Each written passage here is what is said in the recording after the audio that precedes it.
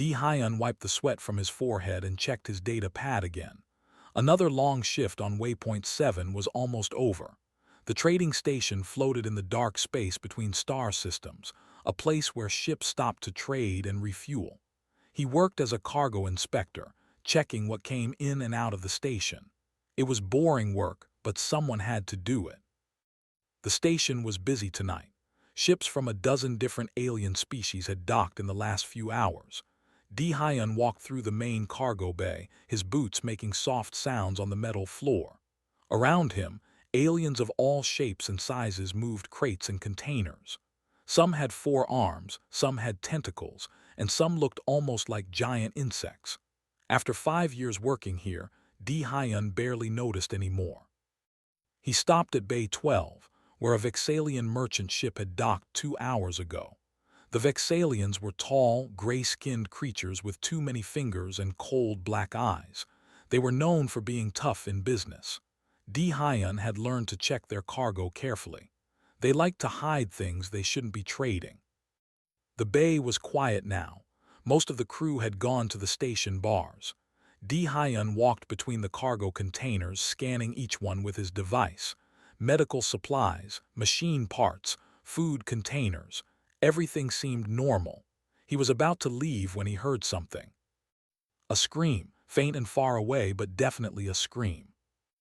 Hyun stopped walking. He listened carefully.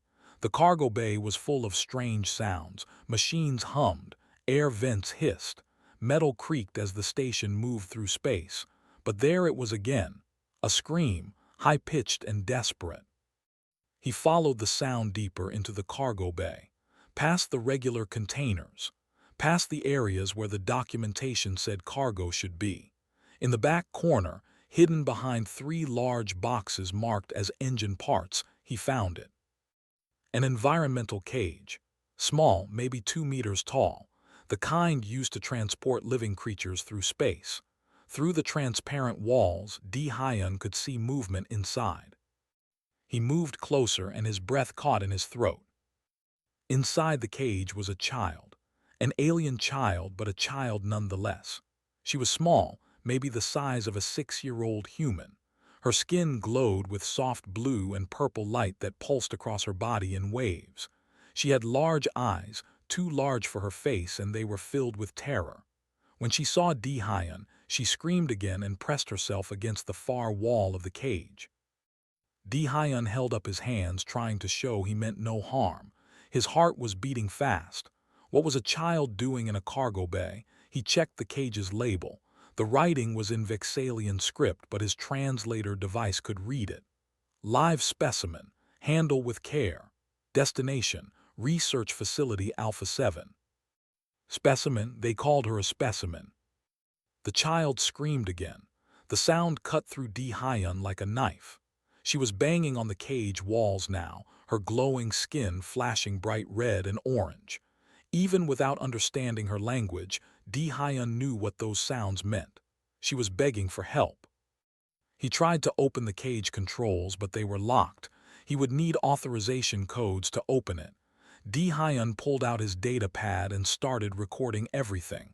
The hidden location, the cage, the child. This wasn't right. This couldn't be legal. What are you doing here? Hyun spun around. 3 Vexalian crew members stood behind him. The one in front was tall, even for a Vexalian, with a scar across his face. I'm inspecting your cargo, Hyun said, keeping his voice steady. This child isn't listed in your manifest. That is private cargo, the Vexalian said. His voice was cold. It has special documentation, not for standard inspection. There's a child in a cage, Hyun said. I need to see that special documentation. The Vexalian smiled, showing too many teeth. He pulled out a data chip and handed it to Hyun. Everything is legal. That is merchandise bound for a registered research facility. The documentation has been approved by the station administrator. Hyun plugged the chip into his pad. The documents looked official. Stamps from the station. Stamps from something called the Interspecies Trade Commission. pages of legal text about scientific research and biological samples, but nowhere did it say the merchandise was a living, terrified child. "What species is she?" Dehyun asked. "Quillith, very rare, very valuable." Behind them, the child screamed again. The sound was weaker now, as if she was running out of strength. Dehyun looked at the Vexalians. "She's scared, she needs help." "It is properly cared for," the scarred Vexalian said. "The environmental cage provides everything it needs. Now, if you are finished with your inspection." Everything in Dehyun's training said to accept the documentation and move on. The papers looked legal. The station administrator had approved them. This wasn't his problem. He was just a cargo inspector. But when he looked at the child, when he heard those screams, something inside him refused to accept that. "I'm filing a report," he said. The Vexalians looked at each other. "File whatever you want," the scarred one said. "We depart in 3 days. That gives you plenty of time to waste everyone's time with paperwork." They walked away, laughing among themselves. Dehyun stood alone with the caged child. She had stopped screaming now. She sat in the corner of her cage, her glow very dim, watching him with those huge eyes. "I'll come back," Dehyun said softly, knowing she couldn't understand him. "I promise." He went straight to the station security office. The officer on duty was a Vexalian named Kareth. Dehyun explained what he had found. Kareth barely looked up from his screen. "The cargo has proper documentation," Kareth said. "Approved by Administrator Velthar himself. There is no problem." "There's a child in a cage," Dehyun said, trying to keep his anger under control. "There is a biological sample being transported according to interspecies trade agreements," Kareth corrected him. "Agreements that you, as a human, probably do not understand. Your species is new to galactic trade. Not everything that seems wrong to you is actually wrong." "She's screaming, she's terrified." Kareth finally looked at him. "Many creatures make noise, it does not mean anything. Go home, Inspector Dehyun. Your shift is over." Dehyun left the security office. His hands were shaking with frustration. He went back to his small quarters on the station and tried to sleep, but he couldn't. Every time he closed his eyes, he saw the child's face. He heard her screams. At 3 in the morning, station time, Dehyun gave up on sleeping. He got dressed and walked back to the cargo bay. The station was quiet now. Most people were asleep. The cargo bay was dark except for emergency lights. He found the cage again. The child was still awake. When she saw him, her dim glow brightened slightly. She didn't scream this time. She just watched him. Dehyun sat down on the floor near the cage. "I don't know if you can understand me," he said quietly, "but I'm going to help you. I don't know how yet, but I will." The child tilted her head, studying him. Her glow pulsed slowly, shifting from blue to purple to soft green. She moved closer to the side of the cage nearest to Dehyun. She placed one small hand against the transparent wall. Dehyun placed his hand on the outside of the wall, matching her gesture. They stayed like that for a long time, neither moving. And for the first time since he found her, the child stopped making sounds of fear. She was still trapped. The ship would still leave in 3 days. But for this moment, she wasn't alone anymore. And somehow, Dehyun knew he had just made a promise he couldn't break, even if keeping it cost him everything. Dehyun spent the next morning in the station library, searching for information about Quillith. The library was small, just a room with computers connected to the galactic database. Most species kept their information private, but he found a few basic entries. The Quillith were an old species, older than humans had been traveling in space. They lived in family groups called pods, usually 10 to 15 members. They had special abilities that let them feel emotions from other Quillith. The database called it empathic connection. It was how they talked to each other, how they understood each other. One section made Dehyun's blood run cold. Quillith children needed constant contact with their family pod. Without it, they experienced something the database called isolation trauma. It could damage their minds. If it went on too long, it could kill them. He read the words again, making sure he understood. The child in the cargo bay wasn't just scared.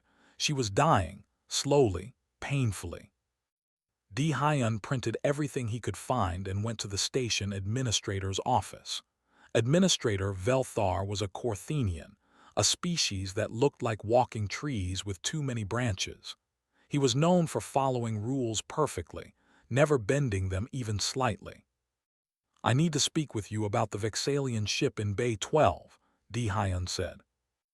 Velthar's branches rustled, which meant he was annoyed. "The cargo that you already reported to security. Inspector Hyun, I have reviewed the matter. The documentation is proper. The cargo is legal." "The cargo is a Quillith child," Hyun said, putting his printed papers on the desk. "According to this information, keeping her isolated like this is killing her." Velthar didn't look at the papers. "The Quillith child is designated as research material under Section 7 of the Biological Research Treaty. The research facility has proper licenses. Everything is according to law." "What kind of research?" Hyun demanded. "That is not your concern. You are a cargo inspector, not a diplomat. Your job is to verify documentation, which you have done. The matter is closed." Hyun wanted to argue more, but Velthar dismissed him with a wave of his branches. He tried the Human Diplomatic Corps office next. Maybe another human would understand. But the representative, a woman named Ambassador Park, barely listened to him. "Hyun, I understand you're upset," she said, not looking up from her work. "But we can't interfere with legal trade between other species. Humans are new to the galactic community. We can't afford to make enemies by challenging established trade laws." "A child is dying," Hyun said. "According to your interpretation of partial database information," Ambassador Park replied. "We don't know enough about Quillith biology to make such claims, and even if you're right, the Quillith government hasn't filed any complaints. If they don't care, why should we risk our diplomatic standing?" Hyun tried to contact the Quillith government directly, but his messages disappeared into bureaucratic silence. No one responded. Either they didn't know one of their children was missing, or they didn't care about one child when there were billions of others. He went back to work that afternoon, but he couldn't focus. His supervisor noticed and asked if he was sick. Hyun said he was fine, but he wasn't. Every hour that passed was another hour that child suffered alone in that cage. After his shift, he went back to Bay 12. He had stopped at the station market first and bought some fruit. He didn't know if Quillith could eat it, but he had to try something. The child was in the same position, curled up in the corner. Her glow was dimmer than yesterday. "Hey," Hyun said softly, "I brought you something." The cage had a small input port for food and water. Hyun put pieces of fruit through it. The child didn't move at first. Then slowly she crawled forward. She picked up a piece of fruit and smelled it. She took a tiny bite, then ate the whole thing. She ate 3 more pieces before stopping. "That's good," Hyun said, even though she couldn't understand his words. "You need to keep your strength up." He sat down near the cage and pulled out his data pad. He played soft music from Earth, old songs his mother used to play. The child watched him carefully. After a while, her glow started pulsing in rhythm with the music. Not the scared red and orange anymore, but gentle blues and purples. "What are you doing?" Hyun looked up. A woman in a medical technician uniform stood nearby. He recognized her. Hyjin. She worked in the station medical bay. They had spoken a few times, nothing more than basic greetings. "I'm sitting with her," Hyun said simply. Hyjin came closer and looked at the caged child. Her face went pale. "Is that a Quillith? Why is she in a cage?" Hyun explained everything. The cargo manifest, the documentation, his failed attempts to get help. Hyjin listened without interrupting. When he finished, she was quiet for a long moment. "You know you can't do anything, right?" she finally said. "The station administration approved this. Security won't help you. If you try anything, you'll lose your job, maybe worse." "I know," Di-Hyun said. "So why are you here?" Di-Hyun looked at the child. She was watching them both, her head tilted in that curious way. "Because she's screaming and no one else is listening. Someone has to." Hyjin sighed. "Let me check something." She pulled out her own data pad and connected it to the cage's monitoring system. All environmental cages had basic health monitors. She studied the readouts, her frown growing deeper. "This is bad," she said quietly. "Her vital signs are all wrong. Heart rate too fast. Brain activity showing patterns consistent with extreme stress. Body temperature fluctuating. If these readings are accurate, she's in serious distress." "Can you help her?" Di-Hyun asked. "Not while she's in the cage, and I can't just open it. I'd need authorization codes." Hyjin looked at him. "What's your plan here, Di-Hyun? You can't sit with her forever. That ship leaves tomorrow night." "I don't have a plan," he admitted. "I just know I can't walk away." Hyjin was quiet again. Then she did something unexpected. She sat down next to him. "My shift ended an hour ago. I can stay for a while." They sat together near the cage. The child seemed calmer with two people there. Her glow was stronger. She made soft sounds, not screams anymore, but something almost like humming. Di-Hyun and Hyjin took turns talking to her, telling her stories even though she couldn't understand. It seemed to help. After 2 hours, Hyjin had to leave. But before she went, she gave Di-Hyun her contact information. "If you need help," she said, "medical help or anything else, call me." Di-Hyun stayed longer. He kept playing music. The child eventually fell asleep, her small body curled up in the corner of the cage. Even sleeping, her glow pulsed weakly. Even sleeping, her face showed pain. He went home late and searched for more information about Research Facility Alpha 7. What he found made him sick. The facility wasn't registered with any major galactic research organization. It had dozens of violations filed against it by various species. And there were rumors, just rumors, about what happened there. They didn't study Quillith biology to help them. They harvested them. Quillith empathic abilities were valuable to certain species. Rich aliens paid enormous amounts to experience enhanced emotions. The way they got those abilities was by removing parts of Quillith brains while the Quillith were still alive. Di-Hyun read the reports 3 times, hoping he was misunderstanding. But the details were clear. The child in that cage wasn't going to a research facility. She was going to be butchered piece by piece while probably still conscious. He looked at the time. The Vexalian ship would leave in 30 hours. Once it departed the station, he would never see that child again. No one would. She would disappear into that facility and eventually die there, alone and in pain. Di-Hyun sat in his small quarters and faced a simple truth. The rules wouldn't save her. The laws wouldn't save her. The people in charge didn't care if she lived or died. If someone was going to save her, it would have to be him. He called Hyjin. "I'm going to break her out," he said when she answered. "I know it's crazy, I know I'll lose everything, but I can't let them take her to that place. I can't." Hyjin was quiet for a long moment. "You're right," she finally said.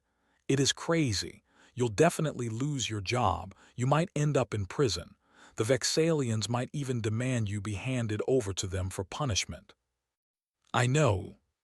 Another pause. Then Hyjin said something Di-Hyun didn't expect. "What time tomorrow? I'll help." "You don't have to do this," Di-Hyun said. "Yes, I do," Hyjin replied. "Because if I walk away now, I'll have to live with that choice for the rest of my life. Some things matter more than keeping safe." They made a plan. It wasn't a good plan. It probably wouldn't work. But it was the only chance that child had, and Di-Hyun was going to take it. The next evening came too quickly. Di-Hyun could barely eat breakfast. His hands shook as he got dressed for his shift. He kept checking the time. The Vexalian ship was scheduled to depart at 8 in the evening. They had to act before then. Hyjin met him outside the cargo bay at 6. The shift change happened at 6:30. That gave them a small window when security would be distracted. Most of the cargo bay workers would be leaving. The new shift would just be arriving. In that chaos, maybe no one would notice two people who shouldn't be there. "You ready?" Hyjin asked. She was carrying a medical bag. Hyun nodded, not trusting his voice. They walked into the bay together, trying to look normal. Just two station workers doing their jobs. Hyun's inspector credentials let them pass the first checkpoint without questions. Bay 12 was busy. The Vexalian crew was preparing for departure. They were loading the last cargo containers, checking systems, making final preparations. Hyun and Hyjin moved between the containers, staying out of sight. They reached the back corner where the cage was hidden. The child was awake. When she saw Hyun, her glow brightened slightly. She pressed herself against the cage wall nearest to him. She recognized him now. Maybe she even hoped he would save her. "Can you open it?" Hyun whispered to Hyjin. Hyjin connected her data pad to the cage controls. She had spent all night learning how environmental cage systems worked. Her fingers moved quickly across the screen. "These locks are tough. Give me a minute." That minute felt like an hour. Hyun kept watching for crew members. He could hear the Vexalians working nearby, their voices carrying through the bay. Any second, one of them might come back here. Any second, they might be caught. "Got it," Hyjin said. The cage lock clicked open. Hyun pulled the door open carefully. The child stared at him with huge eyes. She didn't move. Maybe she was too scared. Maybe she didn't believe she was really being freed. "It's okay," Hyun said softly. He held out his hand. "We're getting you out of here." The child looked at his hand. Then, moving slowly, she reached out and touched his fingers. Her skin was warm and smooth. The glow from her skin brightened where they touched. She made a soft sound, almost like a sigh. Hyun gently lifted her out of the cage. She was so light, too light. She wrapped her thin arms around his neck and buried her face against his shoulder. He could feel her shaking. "We need to move now," Hyjin said urgently. They hurried through the cargo bay. Hyjin went first, checking around corners. Hyun followed, carrying the child. They were halfway to the exit when alarms started blaring. Red lights flashed throughout the bay. The cage must have had a secondary alarm that triggered when the child was removed. "Run!" Hyjin shouted. They ran. Behind them, Hyun heard angry Vexalian voices, footsteps, shouts. The child clung to him tighter, making frightened sounds. Hyun ran faster than he ever had, his heart pounding. They burst out of the cargo bay and into the station corridors. Security officers appeared ahead of them. Hyun turned down a side corridor. More officers. They were being surrounded. Finally, Hyun made a choice. He ran toward his own quarters. It was only 3 corridors away. If they could just get there, if they could lock the door, maybe they would have time to think. They made it, barely. Hyun's door slid shut behind them just as security officers rounded the corner. He locked it and set his back against it, breathing hard. The child was still in his arms, her glow flashing rapidly through different colors. "We're trapped," Hyjin said, looking around the small room. "There's no other way out." "I know," Hyun said. He carefully set the child down on his bed. She didn't want to let go of him at first, but eventually she sat there, watching them both with frightened eyes. Hyun's door chime rang. Then a voice came through the speaker. It was Administrator Velthar. "Inspector Hyun, you have stolen valuable cargo from a registered merchant vessel. You will open this door immediately and return the merchandise." "Her name is Lyra," Hyun said, surprised by his own words. He didn't know how he knew that. Maybe he had just decided she needed a name. "And she's not merchandise. She's a child." You are interfering with legal trade, Velthar continued. This is a serious crime. You will face imprisonment and deportation. Your accomplice will face the same charges. You have 1 hour to surrender. The speaker went silent. Di Hyun looked at Hyjin. I'm sorry, I shouldn't have gotten you involved in this. Stop, Hyjin said firmly. I chose to help, I'd make the same choice again. She knelt down next to Lyra. The child watched her carefully. Can I check you? Hyjin asked gently, pulling out her medical scanner. Lyra didn't understand the words, but she seemed to understand the intention. She let Hyjin scan her. Hyjin's expression grew concerned as she read the results. She's in bad shape, Hyjin said quietly. Severely malnourished, signs of trauma. Her brain patterns are all wrong. The isolation has damaged her badly.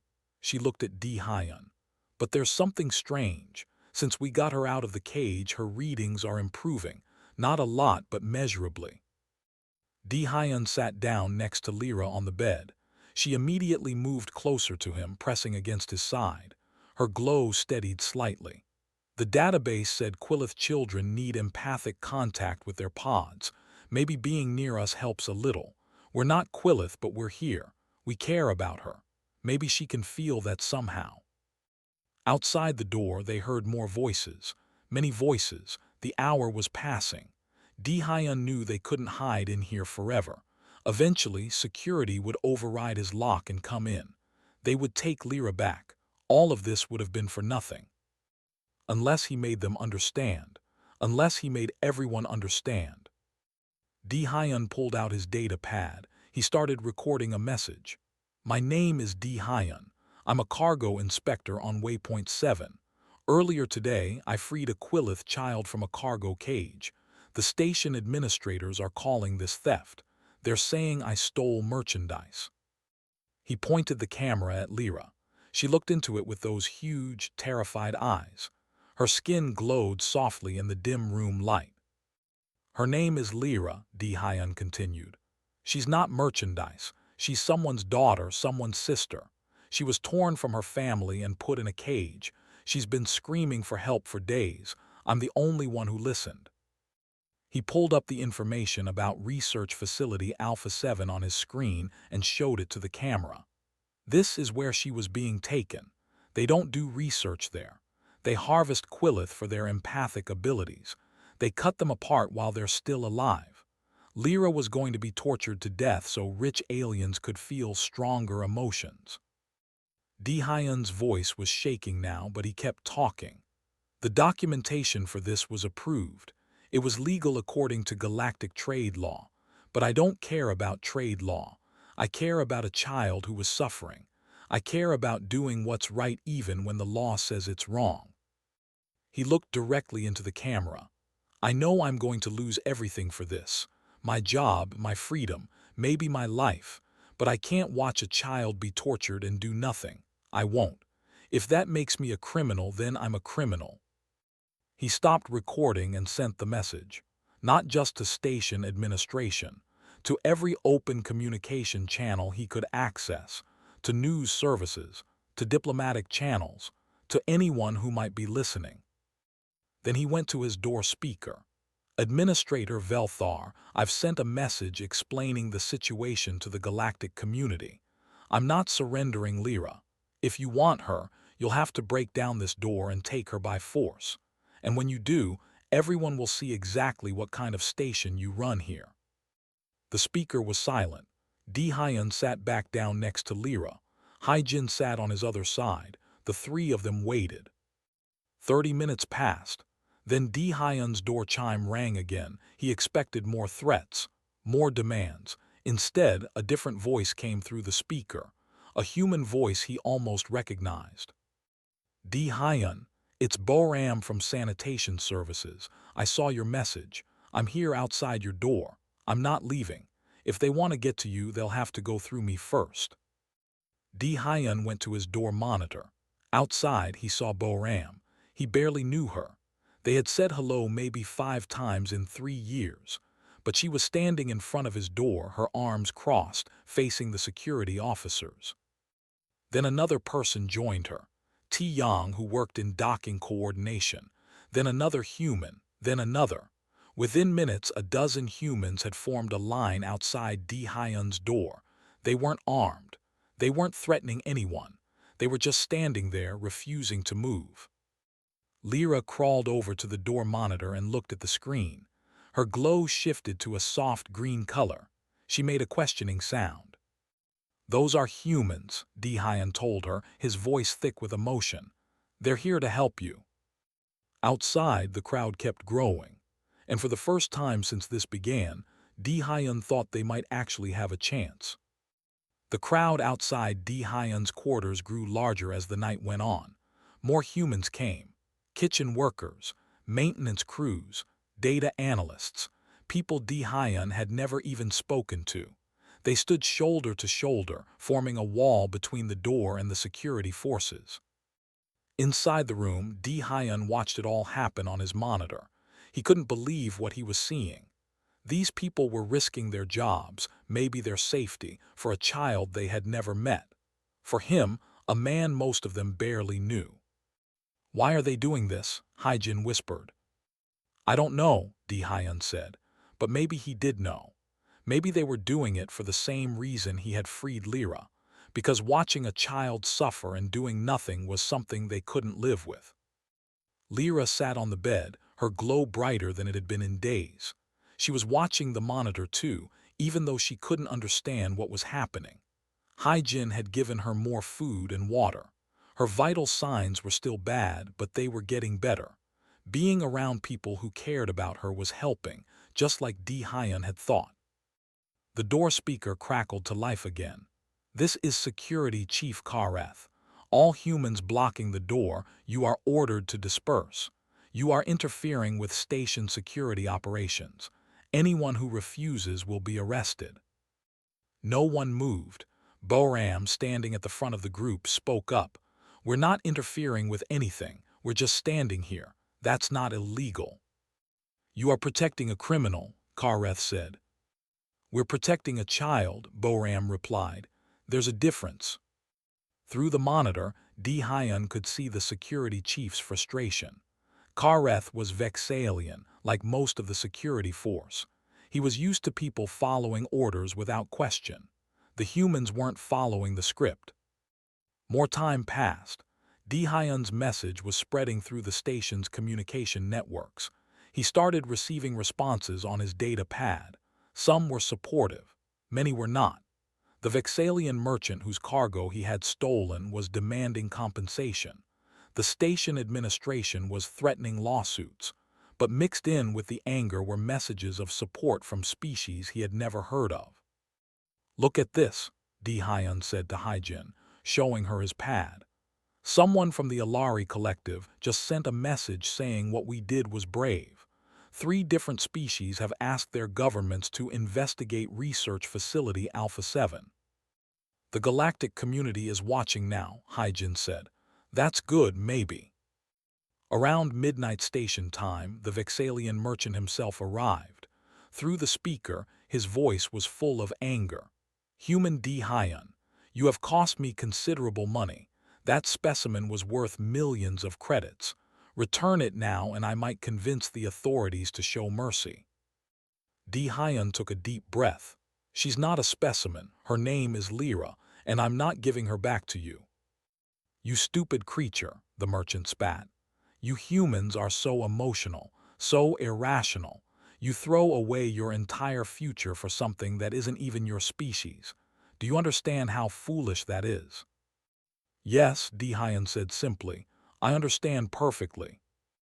"Then why?" The merchant sounded genuinely confused.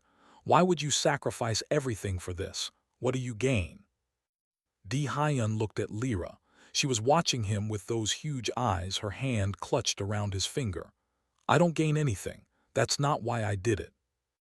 "Then why?" the merchant demanded again. "Because she's a child who was screaming for help and I heard her." Di Hyun's voice was steady now. "Because I'd rather lose my job, my freedom, everything I have, than live knowing I walked away when I could have helped. Because some things are more important than being safe."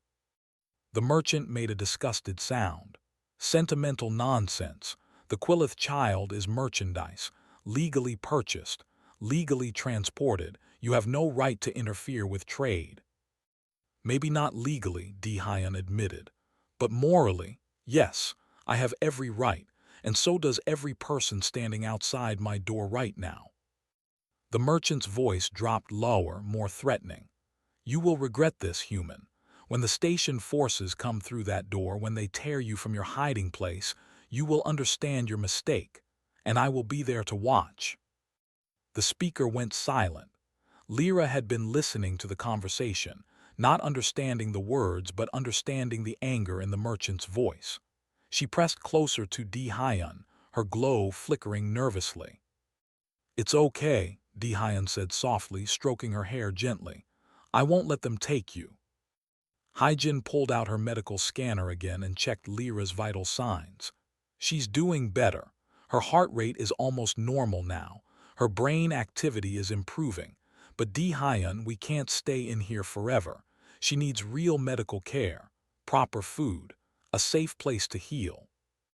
I know, Dehyun said, but the moment we open that door, they'll take her. Outside, something was changing.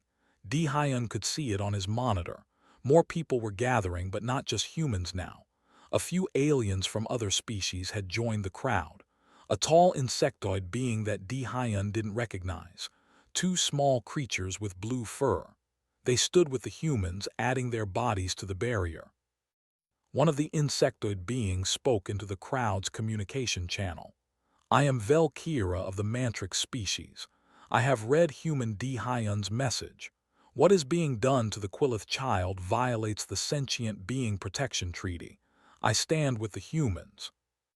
The two blue-furred creatures chirped in agreement, their translator devices converting their sounds to galactic standard. We are of the Pylo species.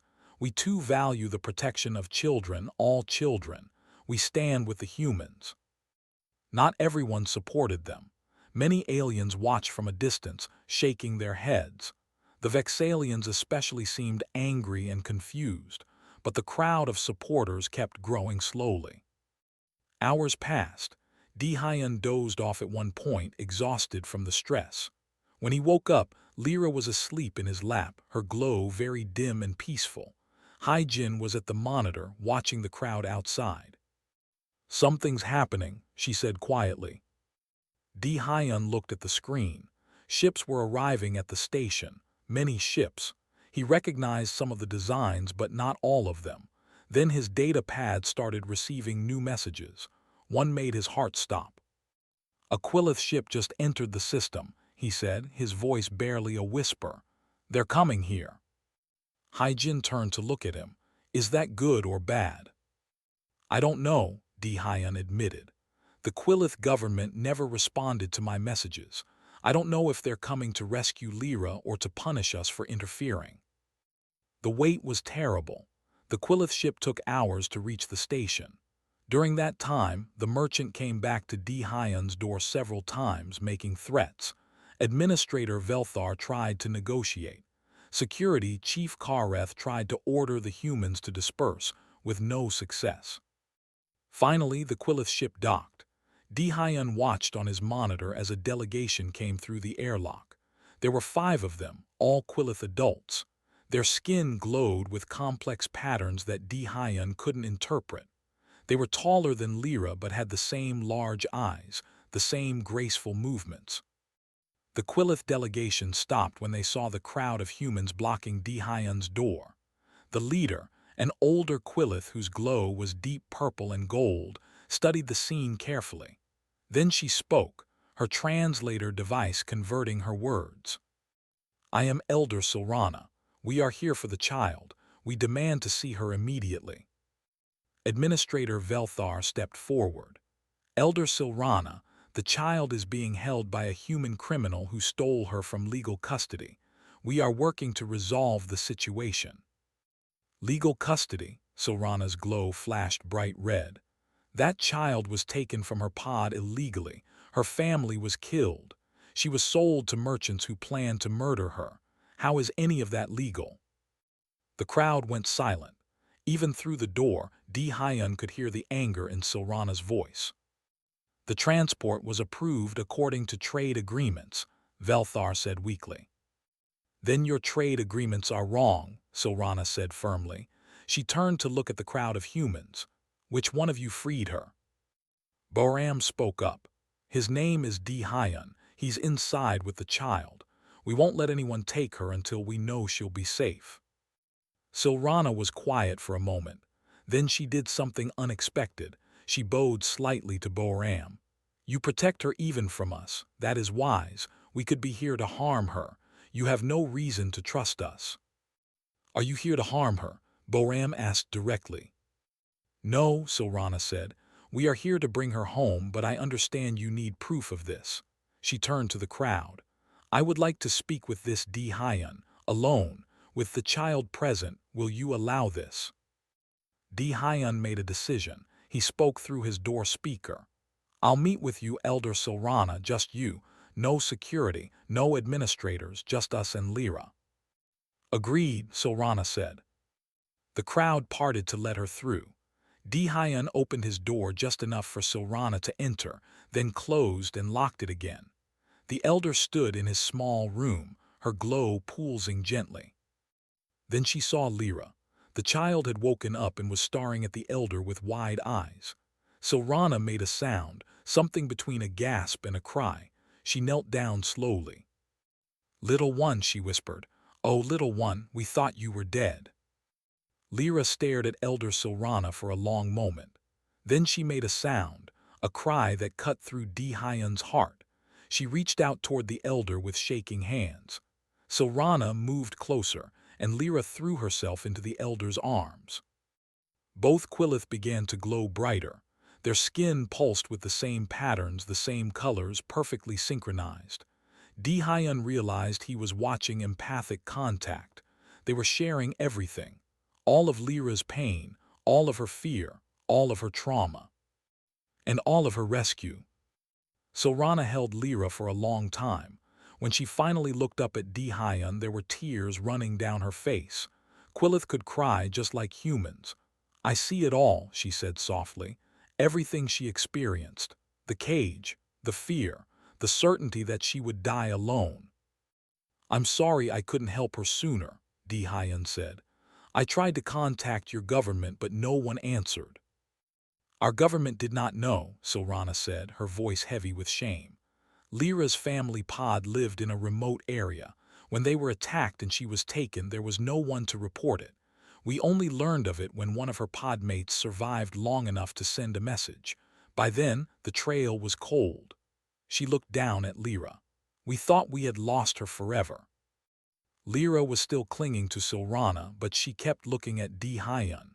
Her glow was brighter than he had ever seen it, but the patterns were complex now, shifting between many colors. She is sharing everything with me, Silrana said. I feel what she feels, I see what she saw. The elder turned her large eyes to Hyun. I feel her terror in that cage, her pain from the isolation, but I also feel something else, something that confuses me.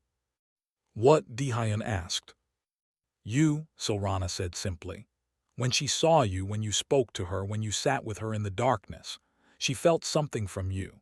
We Quillith can sense emotions from each other through our empathic abilities. We cannot usually sense emotions from other species, but Lyra felt something from you, something strong enough to keep her alive. I don't understand, Hyun said. Silrana stood up, still holding Lyra. Human Hyun, my people have lived in this galaxy for thousands of your years. We have met many species. We have judged most of them as less than us because they lack our empathic abilities. We thought emotion without empathy was crude, primitive. She paused, her glow shifting to a thoughtful blue. We were wrong about your species. Lyra shows me that. She felt your compassion even without empathic contact, your determination to save her, your willingness to sacrifice everything for a child of another species. These are not primitive emotions. These are powerful emotions, pure emotions. There was a knock on the door. Hyjin spoke through the speaker. The station security is getting restless. We need to resolve this situation soon. Silrana looked at Dihyun. I need to take Lyra back to our people. She needs to be with a proper family pod to fully heal, but I want you to understand something first.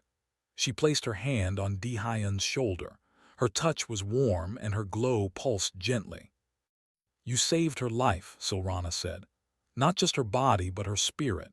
She was dying in that cage, not from lack of food or air, but from lack of hope. You gave her hope. You showed her that someone cared if she lived or died. That is a gift beyond measure. Lyra suddenly pulled away from Silrana and moved to Dihyun. She wrapped her arms around him tightly, her face pressed against his chest. Her glow shifted to a soft green, pulsing in a steady rhythm. She doesn't want to leave you, Silrana said, surprise in her voice. She feels safe with you. She trusts you completely. I want her to be safe, Dihyun said, his own eyes wet now. I want her to go home and heal and be with her people. That's all I wanted from the beginning. Silrana was quiet for a moment. Then she said, You humans are strange. You risk everything for someone you just met. You expect nothing in return. You simply do what you believe is right, even when the entire galaxy tells you you're wrong. She made a sound that might have been a laugh. It is terrifying and beautiful at the same time. Dihyun opened his door. The crowd was still there, humans and a few aliens, all waiting. Security forces stood further back, uncertain what to do now that the Quillith delegation had arrived. Administrator Velthar and the Vexalian merchant were arguing with the other Quillith delegates. Silrana stepped out of the room carrying Lyra. The crowd went silent. The elder's voice was clear and strong when she spoke. I am Elder Silrana of the Quillith Council. This child, Lyra, is a citizen of the Quillith Collective. She was taken illegally and sold into slavery. The human Dihyun rescued her from a fate worse than death. She turned to look at the Vexalian merchant. You will answer for your crimes before the Galactic Court. Your ship and all its cargo are now impounded. The merchant tried to protest, but Silrana's glow flashed bright red. Silence!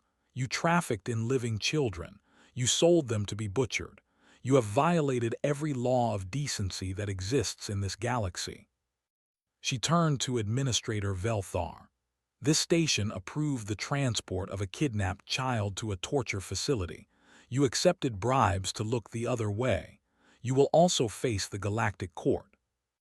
Velthar's branches drooped. I followed the proper procedures. The documentation was legal. Legal does not mean right, Silrana said. One human understood that. One human with no power, no authority, and no support chose to do the right thing when everyone else chose to follow the rules. That human now stands as a reminder of what true morality looks like. She turned to Dihyun. The Quillith Collective owes you a debt we can never fully repay. You will face no charges. Any species that attempts to punish you for saving Lyra will be considered an enemy of the Quillith people. The crowd erupted in cheers. The humans especially were celebrating. Boram was crying. Ti-Young was hugging everyone around him. Even some of the non-human supporters were making sounds of approval. But Dihyun barely heard it. He was watching Lyra. She was still looking at him from Silrana's arms, her glow pulsing in that steady green rhythm. Silrana noticed. She will miss you. In Quillith culture, the one who saves a life becomes pod friend. It is an honor we have never given to a non-Quillith before, but Lyra has already made you pod friend in her heart. Can I visit her? Dihyun asked. Someday, when she's healed, just to know she's okay. You may visit her whenever you wish, Silrana said. You will always be welcome among the Quillith. What you did here today has changed how we see humanity. You have shown us that empathy exists beyond empathic abilities. That compassion can cross any barrier, even the vast space between species. Over the next few days, everything changed on Waypoint 7. The Vexalian merchant was arrested. Research Facility Alpha 7 was raided by a coalition of species and shut down. Dozens of Quillith and other species were rescued from there. Administrator Velthar was removed from his position and charged with corruption. Hyun kept his job as cargo inspector. The new station administrator, a human woman named Administrator Kim, personally thanked him for exposing the trafficking operation. She promoted him to senior inspector. But the biggest changes happened in the wider galaxy. The story of one human cargo inspector who freed a child spread across thousands of worlds. Different species had different reactions. Some, like the Vexalians, dismissed it as human sentimentality. Others, like the Quillith, saw it as proof that humanity had something valuable to offer the galactic community. 3 months later, Hyun received a message. It was from Elder Silrana. She included a video of Lyra. The child was in a beautiful place with other Quillith, all of them glowing brightly. She was smiling, playing, alive. At the end of the video, Lyra looked directly at the camera. Her glow formed patterns that Hyun's translator couldn't fully interpret, but he understood the feeling behind them. Thank you, safe, remembered, friend. Hyun saved the video and watched it often. He went back to his normal work, inspecting cargo, checking documentation, making sure everything followed the rules. But now, when he walked through the cargo bays, he listened more carefully. He paid attention to sounds others might ignore. One evening, 3 months after Lyra was rescued, Hyun was doing a routine inspection in Bay 7. Most of the workers had gone home. The bay was quiet. He was almost finished when he heard something. A faint sound, barely audible over the hum of machines. A cry, weak and frightened. Hyun stopped walking. He could ignore it. He could pretend he didn't hear it. His shift was over. It probably wasn't anything important, just some animal cargo making noise. But he didn't walk away. He followed the sound. Behind a stack of containers marked as machine parts, he found another environmental cage. Inside was a small alien creature, different from Lyra but clearly young, clearly scared. When it saw Hyun, it made a desperate sound. Hyun pulled out his data pad and started scanning the cargo documentation. His hands weren't shaking this time. He knew what he would find. He knew what he had to do. Because some things were more important than following rules. Some things were more important than keeping safe. And as long as children were crying for help in the darkness, there would be someone listening. There would be him. And maybe, just maybe, that was what made humans special in the vast galaxy. Not strength or intelligence or technology. Just the simple, stubborn refusal to walk away from suffering when they could help. The willingness to risk everything for someone who needed them. Even if that someone was very, very different from them. Hyun made a call to Hyjin. "I need your help again," he said. "There's another one." "On my way," Hyjin replied without hesitation. And in the darkness of Bay 7, surrounded by containers and cargo, one ordinary human prepared to do something extraordinary once more. Because that's what humans did.